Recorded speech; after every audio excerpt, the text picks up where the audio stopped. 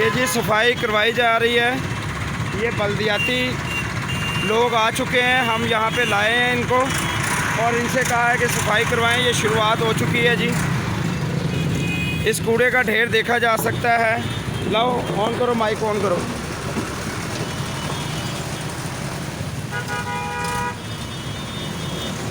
Mic on करो।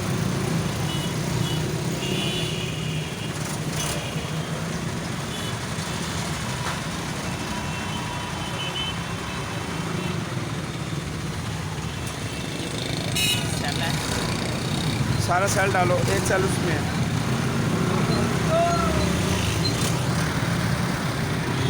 पच्चीस दिसंबर के मौके पर जो यहाँ पर छुट्टी का मौका था, उसकी वजह से जो हालात यहाँ पे पैदा हुए टाउनशिप लाहौर में, ये आप देखे जा सकते हैं। और हम यहाँ से बात भी करवाएंगे जो लोग यहाँ पर इसके इंतज़ामिया है।